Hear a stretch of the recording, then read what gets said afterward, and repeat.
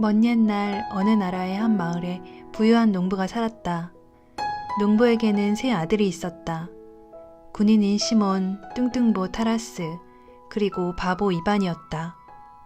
귀머거리에 벙어리인 딸 마르타도 있었다. 군인 시몬은 왕을 위해 전쟁에 나갔고 뚱뚱보 타라스는 도시의 상인에게 가서 장사를 배웠다. 바보 이반은 미혼의 누이와 함께 집에 남아 등을 휘도록 땅을 갈았다.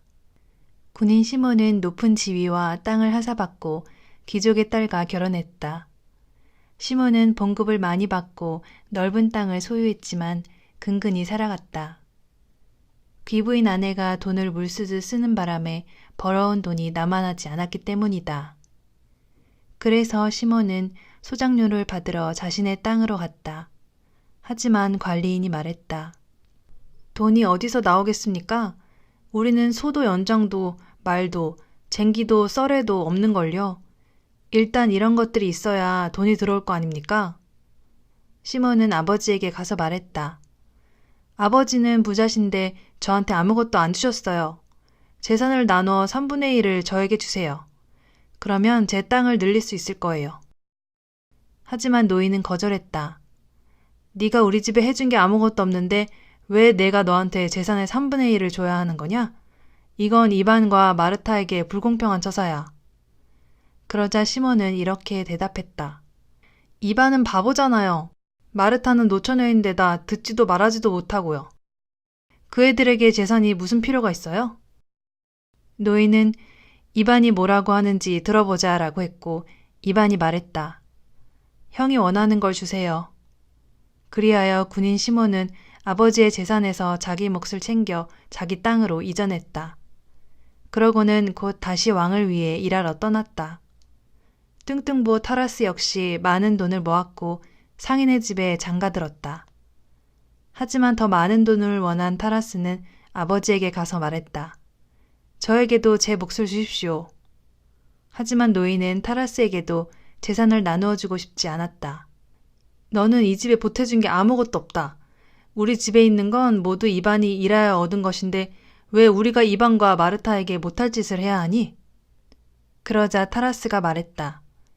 이반에게 필요한 게 뭐 있어요? 그 녀석은 바보잖아요.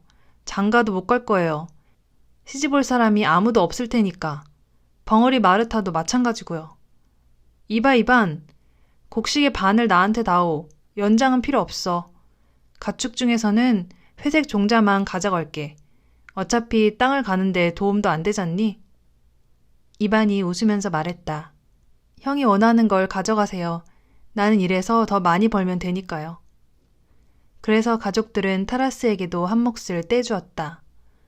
타라스는 곡식을 도시로 실어가고 회색 종마도 끌고 갔다. 늙은 암말 한 마리만 남은 이반은 예전처럼 농사를 지어 아버지와 어머니를 모셨다. 늙은 악마는 이반 형제들이 재산 다툼을 하지 않고 사이좋게 헤어지는 모습을 보고 약이 바짝 올랐다. 그래서 작은 도깨비 셋을 불러 모았다. 들어봐. 삼형제가 있는데 말이야.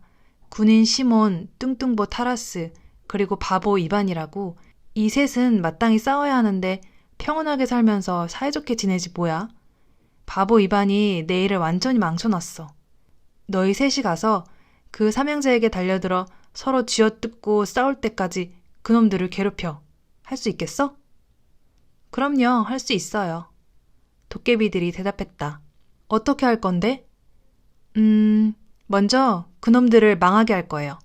빵 한 조각 남지 않게 만들어서 한 집에 붙어 살게 하면 보나마나 서로 물고 뜯고 싸울 거예요. 멋진 생각이야. 너희들이 해야 할 일을 잘 알고 있구나. 가거라. 그리고 놈들 사이에 싸움을 붙이기 전까지는 돌아오지 마. 안 그러면 산채로 가죽을 벗겨버릴 테니. 도깨비들은 늪으로 들어가 어떻게 일을 시작할지 궁리하기 시작했다. 도깨비들은 서로 수월한 일을 맡으려고 입씨름을 했다. 그러다 결국 제비를 뽑아 누가 어떤 형제를 맡을지 정하고 한 도깨비가 먼저 임무를 끝내면 다른 도깨비들을 돕기로 했다. 그래서 도깨비들은 제비를 뽑았고 누가 임무에 성공했고 누가 도움이 필요한지 파악하기 위해 숲에서 다시 만날 날짜를 정했다. 정해진 날짜가 되자 도깨비들은 약속대로 늪에서 다시 만나 각자 일이 어떻게 되어가고 있는지 설명하기 시작했다. 군인 시몬을 맡았던 첫째 도깨비가 먼저 말했다. 내 일은 잘 돼가고 있어. 내일 시몬은 자기 아버지 집으로 돌아갈 거야. 다른 도깨비들이 물었다. 어떻게 했는데? 먼저 나는 시몬을 세상에 겁나는 것이 없게 만들어 왕에게 전 세계를 정복하자고 제안하게 만들었지. 왕은 시몬을 장군으로 임명하고 인도 왕과 싸우라고 보냈지. 양쪽 군대가 전쟁을 하려고 맞섰어. 그런데 그 전날 밤에 나는 시몬의 진영에 있는 화약을 전부 물에 적셔놓고는 인도 왕 쪽에는 지푸로 군사들을 아주 많이 만들어 놓았지. 시몬의 군사들은 지푸라기 군사들이 에워싼 것을 보고 무서워 쩔쩔맸어. 시몬이 발포하라고 명령했지만 대포와 총은 꿈쩍도 안 했어. 시몬의 군사들은 벌벌 떨면서 양처럼 달아났고 인도 왕이 그들을 다 무찔렀지. 시몬은 치욕을 당했어. 시몬은 토지를 몰수당하고 내일 처형당하기로 되어 있어. 난 이제 하루치일밖에 안 남았어. 시몬이 집으로 도망칠 수 있도록 감옥에서 빼내기만 하면 돼. 내일이면 누구든 도울 수 있어. 내 도움이 필요하면 말해. 그러자 타라스를 맡은 둘째 도깨비가 자기의 활약상을 들려주었다. 나는 아무 도움도 필요 없어. 내일은 순조롭게 진행되고 있거든. 타라스는 일주일 이상 못 버텨. 먼저 나는 타라스를 아주 탐욕스럽고 뚱뚱하게 만들었어. 타라스는 욕심이 머리 끝까지 차서 보는 것마다 다 사고 싶어 하게 됐지. 엄청나게 많은 물건들을 사느라 가진 돈을 다 썼으면서도 빚을 내서 계속 물건을 사들이고 있어. 빚더미에 올라 있는데도 그저 물건을 사들이는데 푹 빠져서 빚을 청산할 수가 없어. 일주일 뒤면 돈을 갚아야 되는데 그 전에 나는 타라스가 쟁여놓은 물건들을 다 망가뜨려 버릴 거야. 그러면 타라스는 돈을 갚기는커녕 고향의 아버지에게 갈 수밖에 없을걸? 도깨비들은 입안을 맡은 셋째 도깨비에게 물었다. 넌 어떻게 돼가고 있어? 셋째 도깨비가 대답했다. 내일은 잘 안 되고 있어. 먼저 나는 입안이 마실 물에 침을 뱉어 배탈이 나게 했어. 그런 다음 입안의 땅에 가서 땅을 돌처럼 단단하게 두드려 놓았지. 입안이 땅을 갈지 못하게 하려고 말이야. 나는 입안이 땅을 갈지 않을 줄 알았어. 그런데 이 바보 같은 녀석이 쟁기를 들고 오더니 고랑을 파기 시작했어. 배가 아파서 신음을 하면서도 쟁기질을 계속했지. 내가 입안의 쟁기를 부러뜨려 놔도 그 녀석은 집에 가서 다른 쟁기를 들고 와서 또 고랑을 파기 시작했어. 나는 땅을 기어다니며 쟁기날을 꽉 붙들었지만 날카로운 날에 손만 베었지 뭐야. 입안은 작은 땅 하나만 남겨놓고 쟁기질을 거의 끝냈어. 친구들아, 날 도와줘. 입안을 이기지 못하면 우리 노력이 모두 물거품이 돼. 이 바보가 버티면서 계속 농사일을 하면 그 형제들은 아쉬울 게 없을 거야. 입안이 둘을 먹여 살릴 테니까 말이야. 군인 시몬을 맡은 도깨비가 다음날 도우러 오겠다고 약속했고 도깨비들은 헤어졌다. 귀퉁이 땅 한쪽만 빼고 묵혀둔 땅을 모두 간 입안은 남은 것마저 쟁기질을 하려고 나왔다. 배가 아팠지만 쟁기질을 해야 했다. 입안은 마구의 뱃줄을 풀고 쟁기를 부려 일을 시작했다. 한 고랑을 갈고 다시 돌아오는데 쟁기가 나무 뿌리에 걸린 것처럼 나가지 않았다. 도깨비가 쟁기날에 다리를 감고 쟁기가 앞으로 나가지 못하게 붙잡고 있는 것이었다. 입안은 참 이상한 일도 다 있다고 생각했다. 여기에는 나무 뿌리가 없었는데 이상한데? 입안은 손을 고랑 깊숙이 집어넣고 더듬었다. 뭔가 물컹한 것이 만져져서 움켜쥐고 끌어냈더니 나무 뿌리처럼 새까만 것이 꿈틀거리고 있었다. 세상에, 그것은 살아있는 도깨비였다. 고약한 녀석이군. 입안은 손을 들어 도깨비를 쟁기에 내동댕이 치려고 했다. 그러자 도깨비가 고함을 질렀다. 절 다치게 하지 마세요. 그러면 시키는 건 뭐든 할게요. 네가 뭘 할 수 있는데? 시키는 건 뭐든 할 수 있어요. 입안은 머리를 긁적거렸다. 배가 아픈데 고쳐줄 수 있어? 당연히 할 수 있죠. 그럼 고쳐봐. 도깨비는 고랑 안으로 들어가 여기저기 수석거리며 손톱으로 땅을 파헤쳤다. 그러고는 세 가닥으로 나뉜 나무뿌리 하나를 입안에게 주었다. 여기요. 누구든 이 뿌리 하나를 삼키면 어떤 병도 말끔히 낫는답니다. 입안은 뿌리들을 받아 떼어낸 뒤 그중 하나를 삼켰다. 그러자 아프던 배가 금세 감쪽같이 나았다. 도깨비는 다시 사정하며 이렇게 말했다. 저를 놓아주시면 바로 땅속으로 들어가 다시는 나오지 않을게요. 이반이 말했다. 좋아, 가거라. 하나님께서 함께 하시기를. 이반이 하나님이라는 말을 꺼내자마자 도깨비는 물에 던진 돌멩이처럼 땅속으로 쏙 들어가 버리고 그 자리에는 구멍 하나만 남았다. 이반은 남은 뿌리 2개를 모자 속에 넣은 뒤 쟁기질을 계속했다. 그리고 마지막 고랑까지 다 간 뒤 쟁기를 뒤집어 놓고 집으로 돌아왔다. 이반이 마구를 풀고 오두막으로 들어갔더니 군인 시몬과 그의 아내가 앉아서 저녁을 먹고 있었다. 땅을 압수당하고 감옥에서 몸만 겨우 도망쳐 나온 시몬이 아버지의 집에서 살려고 돌아와 있었다. 시몬이 이반을 보더니 말했다. 너와 함께 살려고 왔어. 내가 다른 일을 구할 때까지만 나와 네 형수를 먹여다오. 알았어요. 이반이 대답했다. 저희랑 함께 지내세요.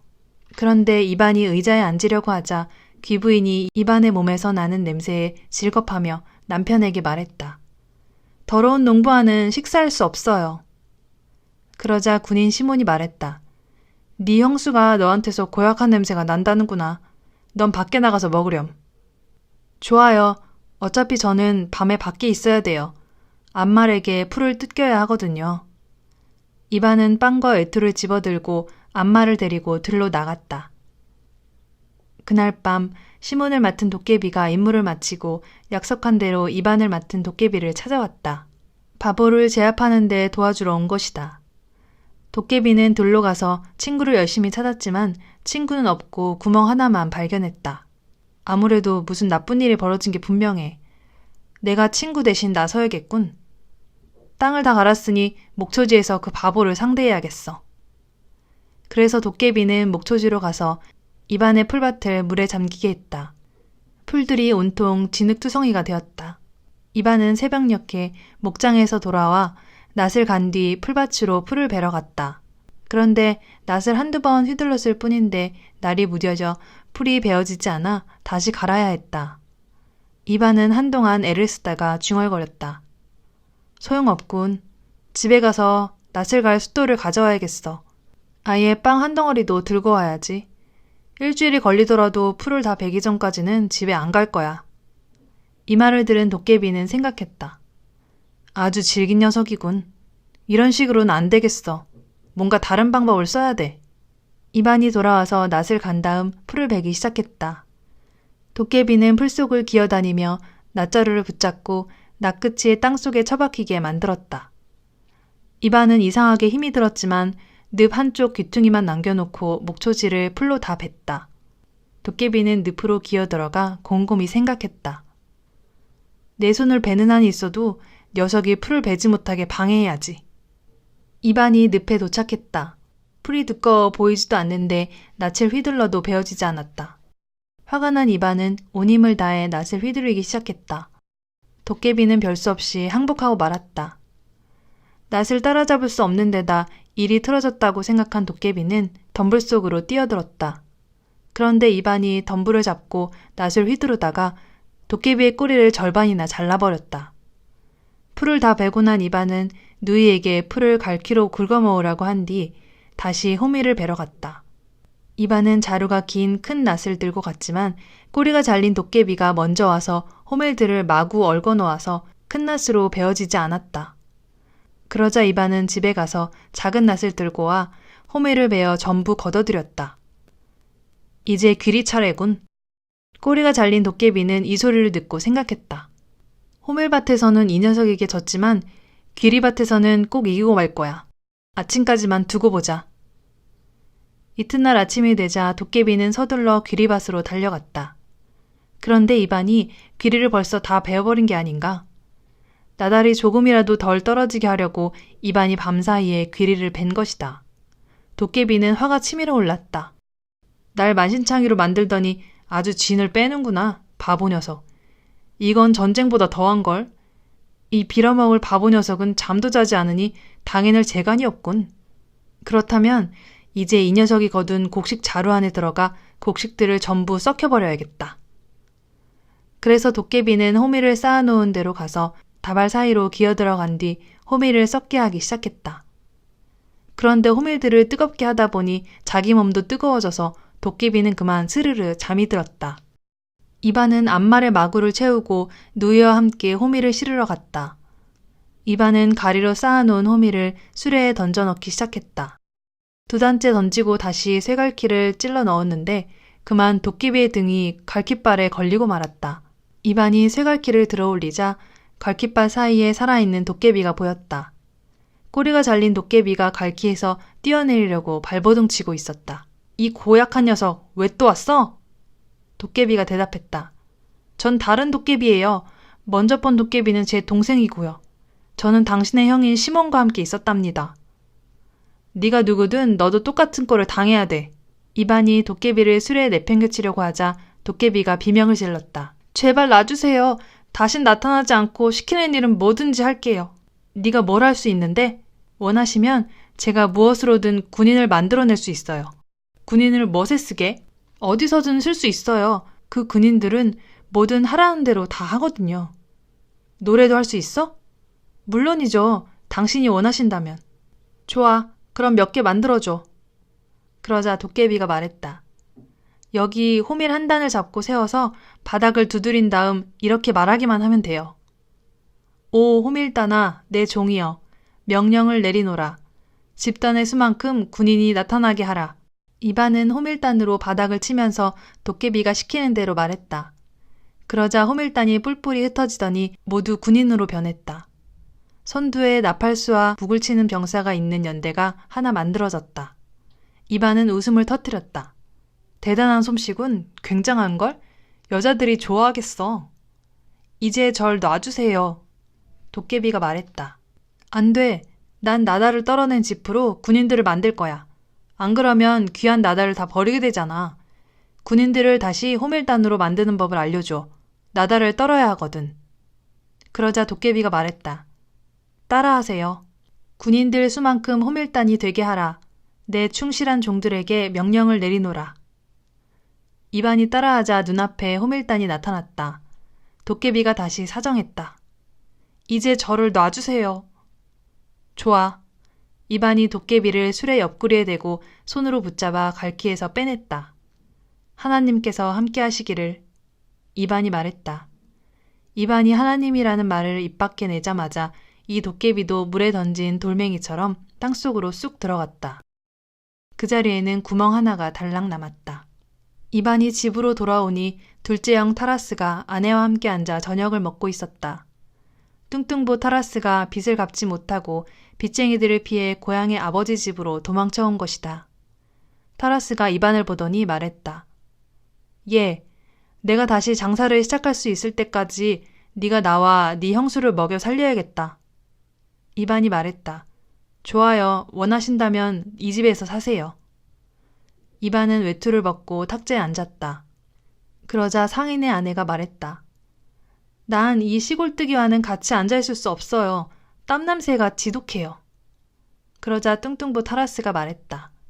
이반, 너한테서 지독한 냄새가 나는구나. 밖에 나가서 먹으렴. 알았어요. 이반이 빵을 들고 마당으로 나가며 말했다. 어차피 암말에게 풀을 뜯기러 나가야 할 시간이거든요. 그날 밤 자기 일을 다 마치고 한가해진 타라스의 도깨비도 약속대로 친구 도깨비를 도와 바보 이반을 제압하려고 찾아왔다. 타라스의 도깨비는 밭으로 가서 친구들을 열심히 찾아보았다. 하지만 아무도 없고 구멍만 보였다. 그래서 목초지로 가보았더니 늪에 도깨비의 꼬리가 떨어져 있고 호미를 베어낸 밑동에 또 다른 구멍 하나가 나 있었다. 내 친구들에게 무슨 나쁜 일이 벌어진 게 분명해. 내가 친구들을 대신해서 그 바보를 상대해주지. 도깨비는 이반을 찾으러 갔다. 이반은 벌써 곡식을 쌓아 올려놓고 숲에서 나무를 베고 있었다. 형들이 한 집에서 복작대며 살기 싫어서 이반에게 나무를 베어 자신들이 살 새 집을 지어달라고 했기 때문이다. 도깨비는 숲으로 달려가 나뭇가지 위로 기어 올라가서는 이반이 나무를 쓰러뜨리지 못하도록 방해하기 시작했다.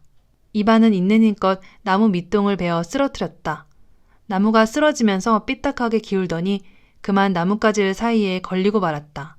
이반은 막대를 잘라 지렛대로 사용해 겨우 나무를 땅에 쓰러뜨렸다. 계속 다른 나무를 베어냈지만 아까와 똑같은 현상이 나타났고 이반은 온 힘을 다해 가까스로 나무를 넘어뜨렸다. 세 번째 나무도 같은 일이 벌어졌다. 이반은 애초에 작은 나무 50그루를 벨 계획이었다. 그런데 채 10그루도 베지 못했는데 벌써 밤이 되고 이반도 지치고 말았다. 이반의 몸에서 김이 피어올라 안개처럼 숲에 퍼졌다. 하지만 이반은 일손을 놓지 않았다. 등이 아파서 도저히 일을 할 수 없자 이반은 도끼를 나무에 박아놓고 앉아서 쉬었다. 도깨비는 이반이 일을 멈춘 걸 알고는 기분이 좋아졌다. 드디어 녀석이 녹초가 되었군. 녀석은 포기할 거야. 이제 나도 쉴 수 있겠어. 도깨비는 두 다리를 벌리고 나뭇가지에 걸터 앉아 싱긋 웃었다. 그런데 이반이 벌떡 일어나더니 도끼를 뽑아들고 나무의 반대쪽을 세게 내리쳤다.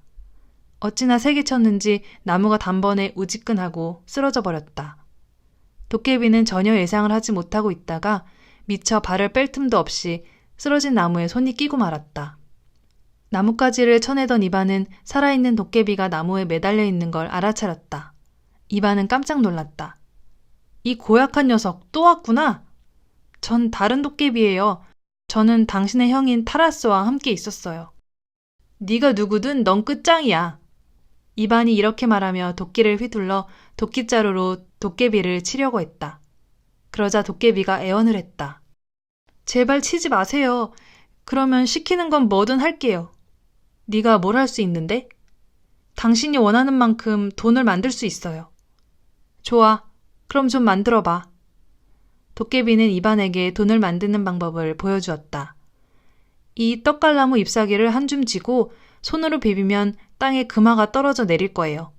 이반이 나뭇잎을 한 줌 쥐고 비볐더니 정말 손에서 금화가 떨어졌다. 이건 사람들이 축제 때 가지고 놀면 좋겠는걸? 이제 절 보내주세요. 도깨비가 부탁했다. 좋아. 이반이 지렛대로 도깨비를 나무에서 빼내주며 말했다. 이제 가. 하나님께서 함께 하시기를. 이반이 하나님이라는 말을 입 밖에 내자마자 이 도깨비도 물에 던진 돌멩이처럼 땅속으로 쏙 들어갔다. 그 자리에는 구멍 하나만 남았다. 이반의 형들은 집을 지어 따로 나가 살기 시작했다. 이반은 추수를 다 끝낸 뒤 맥주를 만들어 다음 추기를 함께 보내자며 형들을 초대했다. 하지만 형들은 오지 않았다. 형들은 우린 농사꾼들의 축제에는 관심 없어 라고 말했다. 대신 이반은 농부와 농부의 아낙네들을 위해 잔치를 베풀고 얼큰하게 취할 때까지 술을 마셨다. 그런 다음 거리로 나가 둥글게 둘러서서 춤을 추고 있는 사람들에게로 갔다. 이반은 여자들에게 자신을 위해 노래를 한 곡 불러달라고 했다. 노래를 불러주시면 그 보답으로 제가 여러분이 난생 처음 보는 뭔가를 드릴게요. 여자들은 웃으며 이반을 칭찬하는 노래를 불렀다.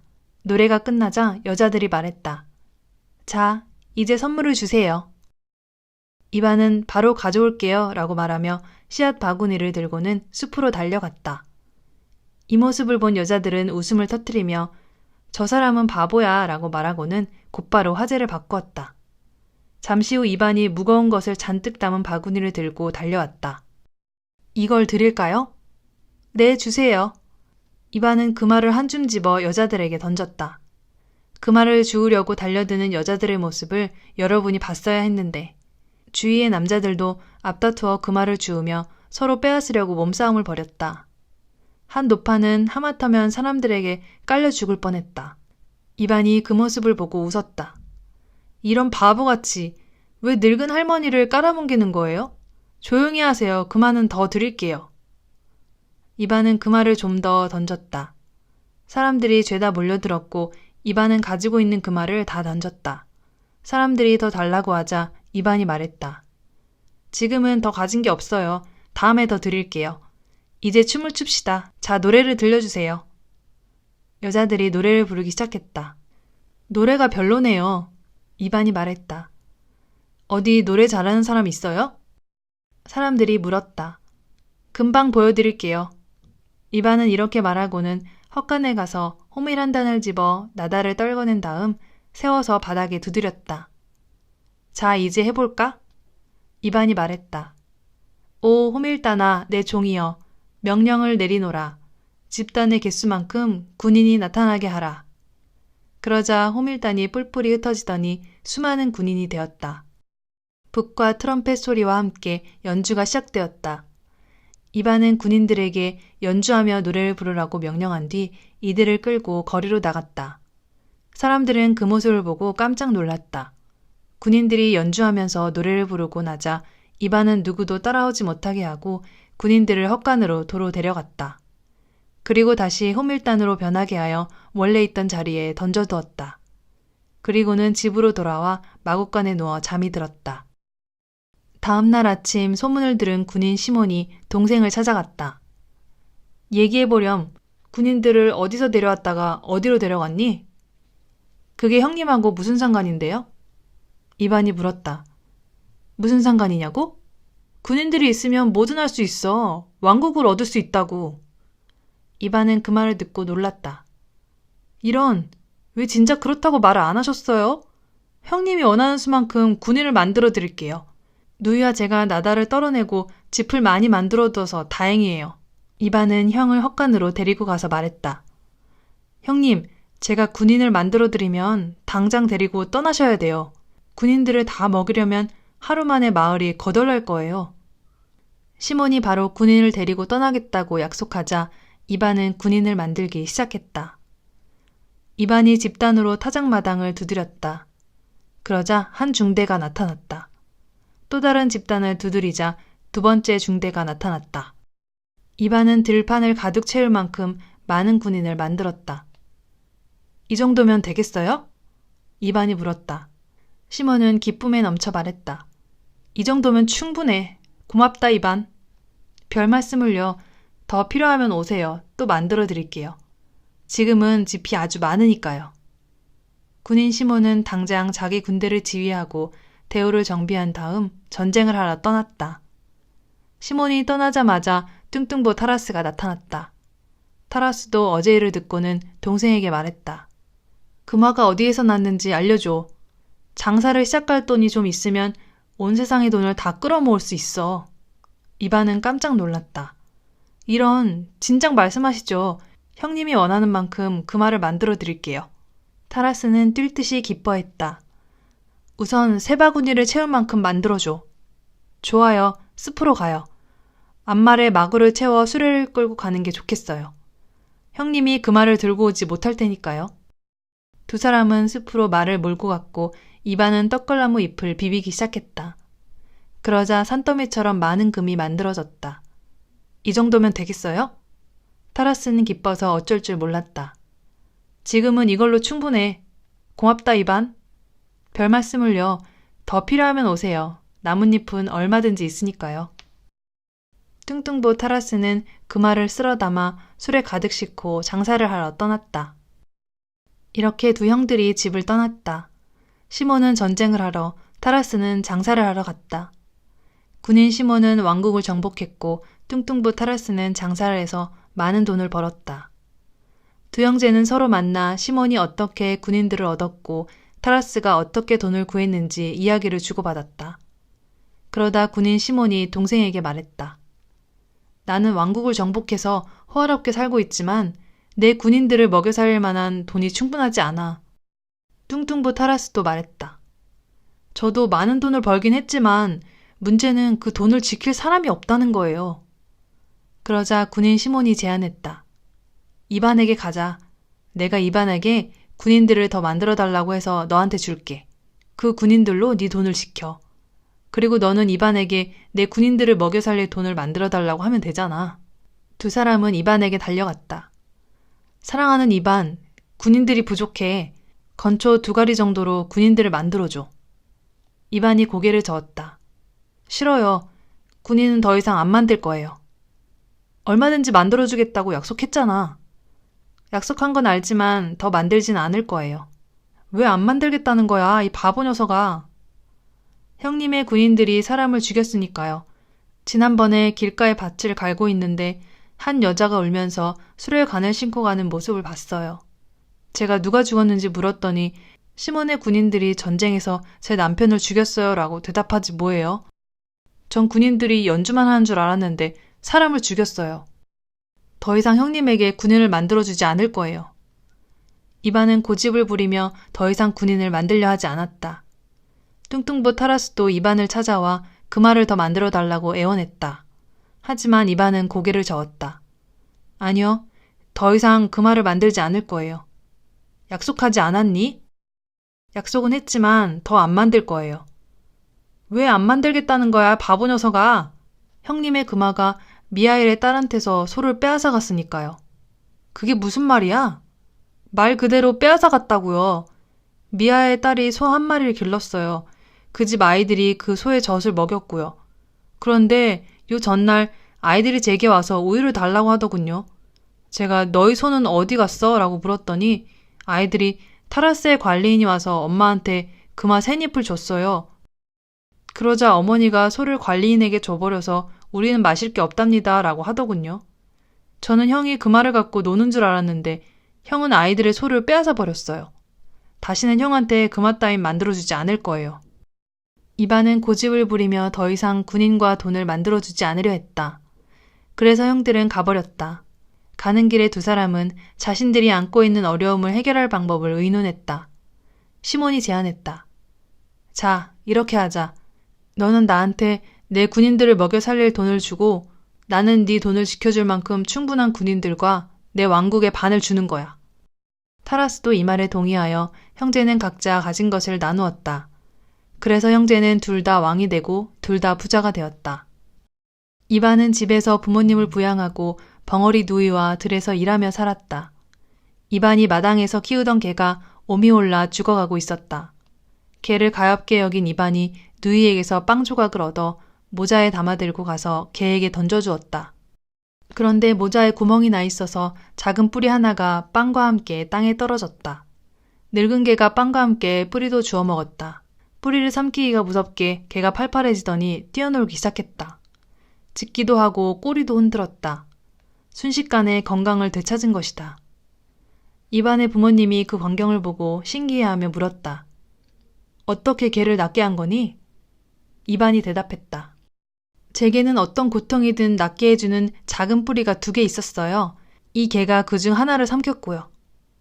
그 무렵 왕의 딸이 병에 걸렸다. 왕은 모든 도시와 마을에 누구든 공주의 병을 낫게 해주는 사람에게 살해할 것이며 결혼하지 않은 남자일 경우 공주를 아내로 맞이하게 해주겠다고 공표했다. 이반의 마을은 물론 나라 곳곳에 이 소식이 알려졌다. 이반의 부모님이 이반을 불러 말했다. 왕이 공표한 거 들었지? 너한테 어떤 병이든 고칠 수 있는 뿌리가 있다니 가서 공주님의 병을 고쳐드리렴. 그럼 넌 평생 행복하게 살 수 있을 거야. 알았어요. 이반은 곧 길 떠날 준비를 하고 가장 좋은 옷을 차려입었다. 하지만 문을 나선 이반은 손이 불구가 된 거지 여자를 만났다. 당신이 병을 고쳐준다고 들었습니다. 부디 제 손을 낫게 해주세요. 혼자서는 장화도 못 신는답니다. 좋아요. 이반은 작은 뿌리를 거지 여자에게 주며 삼키라고 했다. 여자가 뿌리를 삼키자 손이 나았고 팔을 마음대로 움직일 수 있게 되었다. 이반과 함께 왕에게 가려고 나왔던 부모님은 아들이 뿌리를 여자에게 줘버려서 공주에게 줄 게 없다는 말을 듣고 아들을 마구 야단치기 시작했다. 거지 여자는 불쌍하게 생각하면서 공주님은 가엾게 여겨지지 않았니? 이반은 공주님도 딱하게 생각되었다. 그래서 말에 마구를 채운 뒤 수레에 짚을 깔고 올라타 떠나려고 했다. 어디 가라는 거니, 바보 녀석아. 공주님을 치료하러 가요. 하지만 내겐 이제 공주님을 낫게 해줄 게 아무것도 없잖아. 걱정 마세요. 이반은 이렇게 대답하고는 길을 나섰다. 이반은 말을 몰아 왕의 궁전으로 갔다. 이반이 궁전 문턱을 밟자마자 공주의 병은 말끔히 나았다. 왕은 몹시 기뻐하며 이반을 데려오라고 하고는 좋은 옷을 입혔다. 너를 내 사위로 삼겠다. 왕이 말했다. 좋아요. 이반이 대답했다.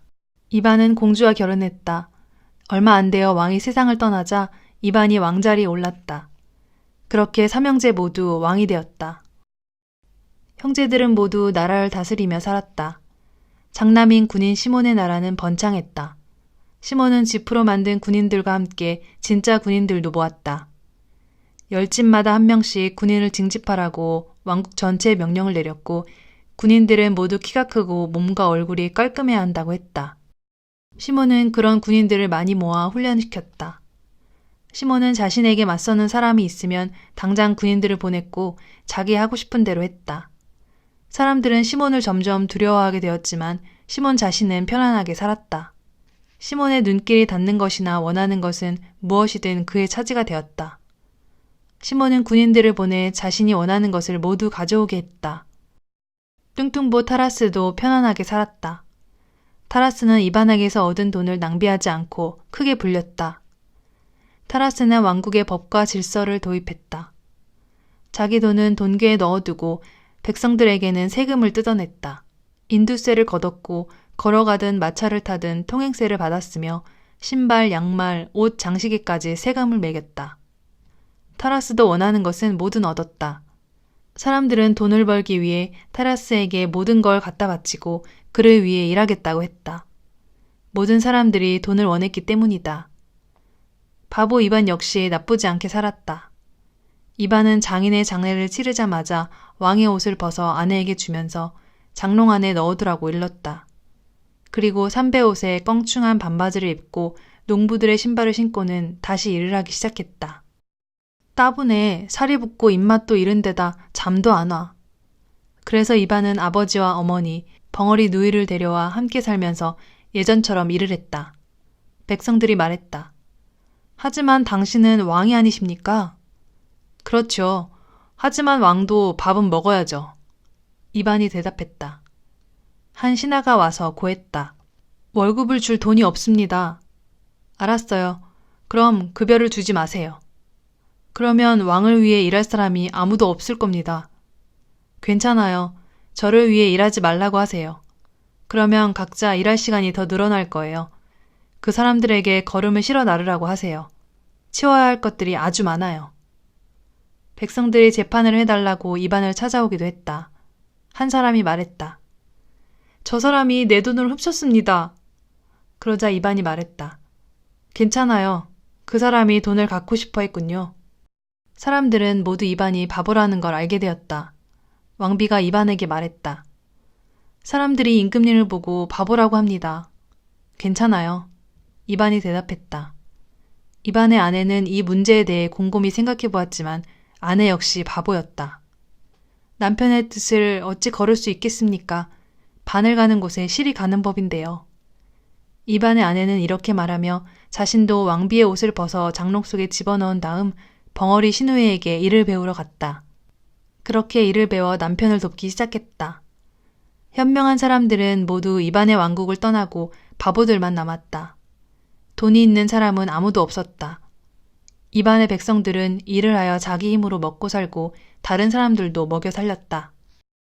늙은 악마는 도깨비들한테서 삼형제를 파멸시켰다는 소식이 오기만을 목이 빠지게 기다렸다. 하지만 아무런 소식도 없었다. 결국 악마는 일이 어떻게 되었는지 직접 알아보러 나섰다. 악마는 새 도깨비를 샅샅이 찾아보았지만 도깨비들의 자취는 사라지고 구멍 3개만 남아있었다. 악마는 생각했다. 아마 도깨비들이 실패한 게 분명해. 내가 직접 달라붙어야겠어.